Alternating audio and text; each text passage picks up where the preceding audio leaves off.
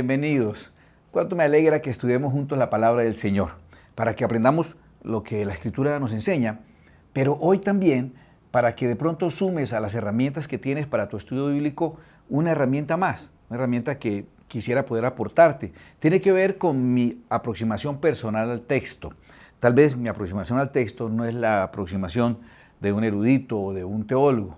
Por mi formación, yo me aproximo al texto desde la perspectiva más bien de un ingeniero, buscando más que todo las estructuras que sostienen los conceptos en esa porción de la palabra del Señor. Y en la estructura uno puede entender más claramente los conceptos, disponerlos de una manera mucho más pedagógica, mucho más entendible también. Lo quiero aplicar hoy en una porción preciosa de la Escritura, pues como toda la Escritura es, pero esta definitivamente es récord en hermosura. Y le estoy hablando del Salmo número 1. El Salmo 1, que lo titula aquí, esta versión lo titula El justo y los pecadores. El Salmo número 1 que muchos seguramente han memorizado, nos va a servir para aprender los conceptos que tiene, pero también a aprender cómo la disposición estructural del mismo Salmo nos ayuda a enfatizar y a diferenciar, y nos ayuda a procesar y a entender los conceptos de una manera más profunda. O por lo menos a mí me ayuda eso, y si tú aprendes a usar este recurso, seguramente a ti también te va a servir. Voy a leer el Salmo 1 en favor de todos. Dice: Bienaventurado el varón que no anduvo en consejo de malos, ni estuvo en camino de pecadores, ni en silla de escarnecedores se ha sentado, sino que en la ley de Jehová está su delicia, y en su ley medita de día y de noche. Será como árbol plantado junto a corrientes de aguas, que da fruto a su tiempo y su hoja no cae, y todo lo que hace prosperará. No así los malos, que son como el tamo que arrebata el viento. Por tanto no se levantarán los malos en el juicio, ni los pecadores en la congregación de los justos, porque Jehová conoce el camino de los justos, mas la senda de los malos perecerá. A ver, la primera gran división, la primera gran separación estructural que cuando te aproximas a este texto, lo primero que yo veo cuando me aproximo a este texto es que está dispuesto en dos bloques principales. El primer bloque, del versículo 1 hasta el versículo 3, está hablando de los justos. Y del versículo 4 al versículo 6 está hablando de los malos. Primera gran división. Entonces, los justos, primer bloque, y el otro bloque, el bloque de los malos. Ahí, ya hay una enseñanza. Ahí ya te edificó el Salmo 1. Cuando empiezas a leer el libro de los Salmos, como tal vez el libro central, no solamente en la escritura físicamente hablando, que en la mitad de la Biblia están los Salmos, sino este libro central en la doctrina y en la fundamentación de la fe cristiana, empiezas a descubrir que lo primero que el Salmo nos dice, o el salmista nos dice, inspirado por el Espíritu Santo, primero, ya una enseñanza, ya. Es que Dios hace diferencia entre los justos y los malos, ya. Una gran enseñanza, ya con eso ya salvaste el tiempo que dedicaste a tu estudio bíblico, ya te aportó algo maravilloso. Un libro fundamental como los Salmos empieza hablando de que hay diferencia, de que Dios lo primero que hace es diferenciar entre los justos o los que hemos sido justificados por la obra de Cristo, entre los justos y los malos. Ahora, cada uno de los bloques nos describe un poco a los justos y su final o sus consecuencias, y el segundo bloque nos habla de los malos y sus consecuencias, marcando como gran diferencia entre unos y los otros el resultado final de vida. Si tú miras el versículo número 3, termina diciendo, y todo lo que hace prosperará, en el bloque de los justos. Y en el bloque de los malos termina diciendo, mas la senda de los malos perecerá. Bueno, primero, Dios hace diferencia entre los justos y los malos. Y la diferencia se va a notar sobre todo en sus resultados de vida. ¿Qué es lo que pasa? El justo prosperará y el malo perecerá. Los términos que utiliza ahí son adecuados para cada uno de los dos bloques. Maravilloso entonces ya esa enorme enseñanza que nos está dando el Salmo. Y mira que no estoy haciendo una exégesis basada en el origen etimológico de las palabras o en los conceptos teológicos. Estoy haciendo simplemente un análisis estructural del texto. Tiene dos grandes bloques, cada uno termina de una manera diferente y nos está mostrando la diferencia que hay el uno y el otro y el final del uno y del otro. es muy importante que ya hagamos entonces comparación con otras porciones de la Escritura. Está diciendo que el que es justo, bueno, lo hemos llamado por lo menos justo, justificado por Cristo, como en nuestro caso, dice que prosperará. Aclarar entonces términos, prosperidad. Hoy todo el mundo creería que prosperidad es tener plata, o tener poder, o tener fama, o tener reconocimiento. Prosperidad es avanzar en aquello que es tu propósito de vida. Ya, esa definición me gustaría que la convirtieras en tuya, en la definición de que siempre que te preguntes o te preguntes a ti mismo qué es prosperar, prosperar es avanzar en el propósito de Dios, el que Dios trazó para tu vida, la razón por la cual viniste a este mundo. Entonces, eso ya va a discriminar muchas cosas que la sociedad califica como éxito o prosperidad, y tú vas a poder discernir si realmente eso que lograste te permite avanzar en tu propósito de vida. Si el éxito que, por ejemplo, tenía Sansón en su amistad con los filisteos y de manera especial con las filisteas, si lo exitoso que era y lo próspero que era con las filisteas podía llamarse realmente prosperidad, si iba acorde al propósito de Dios, o al contrario de eso, lo alejó del propósito de Dios, y cómo su éxito entonces, desde la perspectiva de Dios que le puso un propósito, se podía llamar mejor fracaso. También que quede claro que los resultados finales harán que el que es justo, el que es obediente, el que está en los caminos del Señor obedeciendo, va a tener finalmente prosperidad, o sea, va a lograr llegar y avanzar en su razón de existir y en el propósito que Dios encapsuló en él cuando lo trajo a esta vida. Por eso muchas personas que nosotros llamaríamos y calificaríamos como exitosas viven vidas internamente frustradas, porque han triunfado en caminos que al hombre le parecen derecho, pero su fin es camino de muerte. Han triunfado en una pista que les trazó la sociedad, la cultura, las circunstancias, su propio ego, pero en lo que Dios les encargó avanzar no han avanzado. Por eso el éxito humano no es necesariamente el éxito que el Señor muestra aquí. Y lo que el Señor nos aclara es que, en cambio, el camino de los malos perecerá.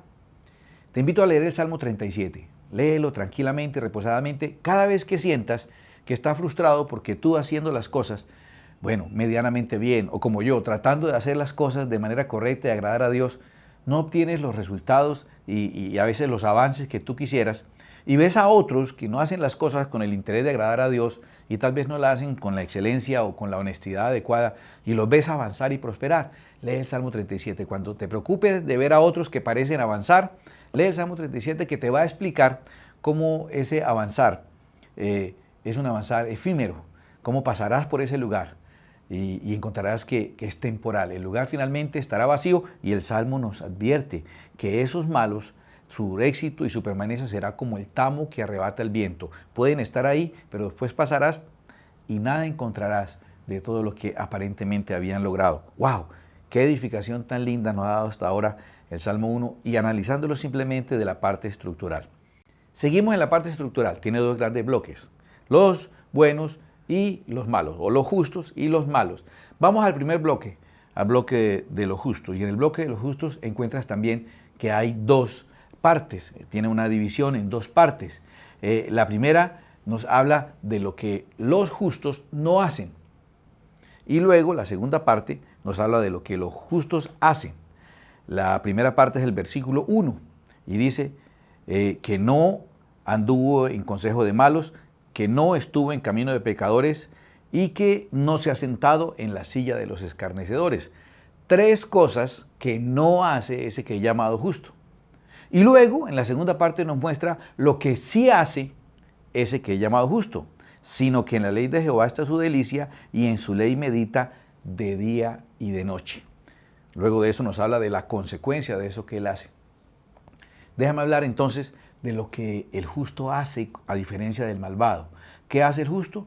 Medita en la ley de Dios de día y de noche. Desea agradar a Dios, desea obedecer a Dios. Por eso hay un elemento diferenciador fundamental, que es el que trae la consecuencia de que todo lo que hace prosperará. Él continuamente está deseando entender y obedecer el propósito que Dios tiene con él. En la ley de Dios él medita de día y de noche está meditando. Ahora, quiero aclarar esto del término meditar, porque tú dirás, bueno, entonces el profesor dijo que hay que meditar, y entonces vas a repetir un mantra y vas a estar ahí tratando de buscar bondad en el interior tuyo y tú sabes que no la hay. O tratando de entrar en armonía con un cosmos caótico. No, no es meditar en ti mismo ni en mente en blanco. Es meditar en la ley del Señor. Eso es lo que hace de ti una persona justa y te trae como consecuencias la prosperidad que es verdadera, que es la de avanzar en tu propósito de vida. Meditar. El término viene del mismo término del cual viene el verbo rumiar. Se refiere a esos animales que comen y luego pueden volver a regurgitar la comida y seguirla masticando y volverle a sacar sustancia a eso que aparentemente ya estaba digerido.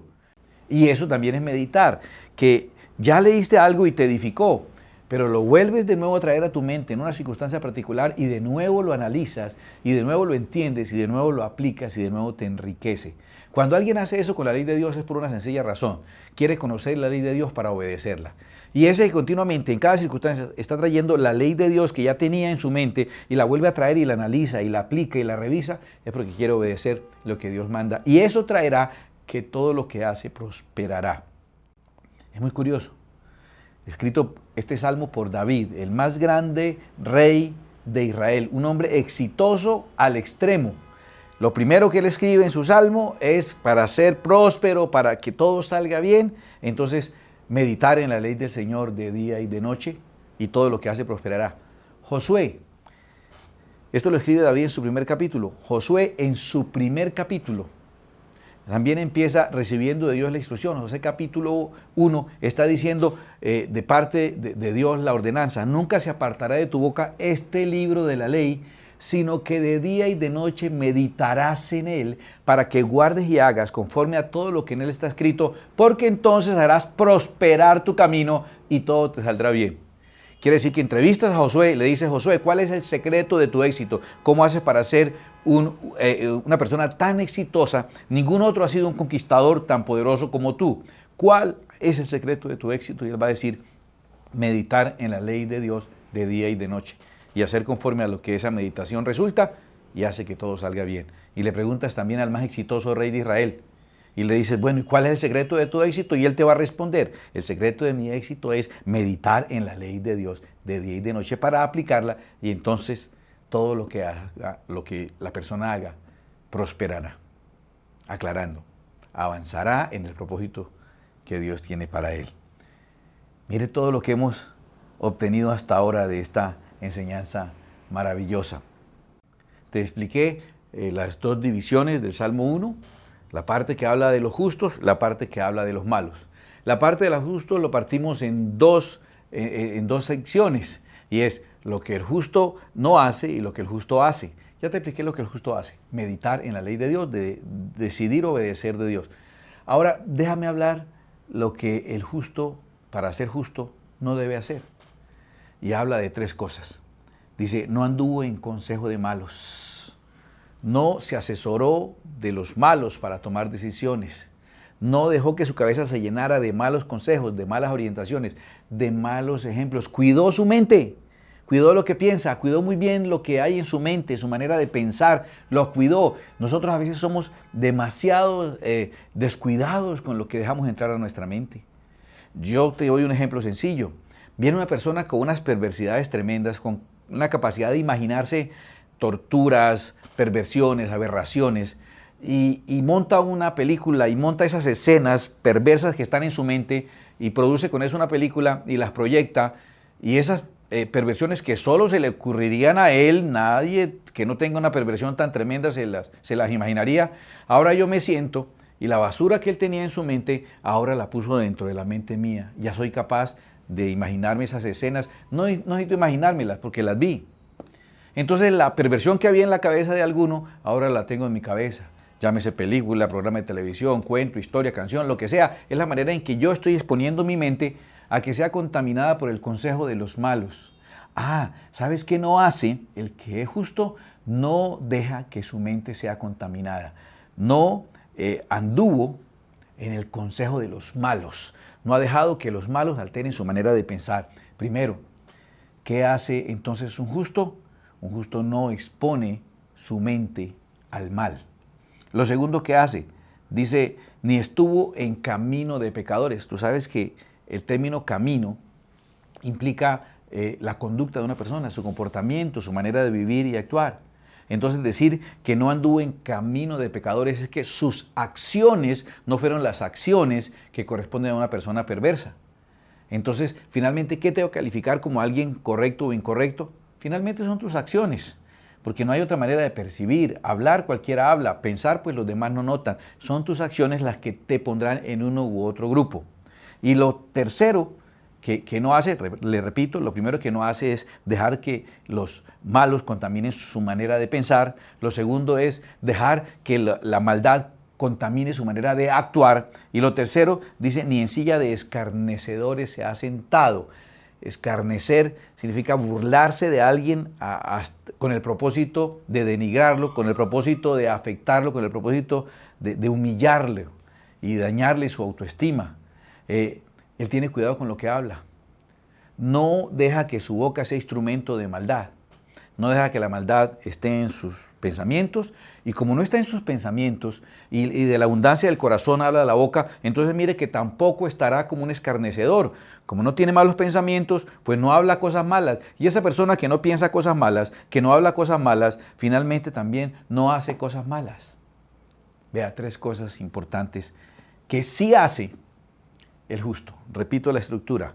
Salmo 1, la parte de abajo, los malos, la parte de arriba, los buenos.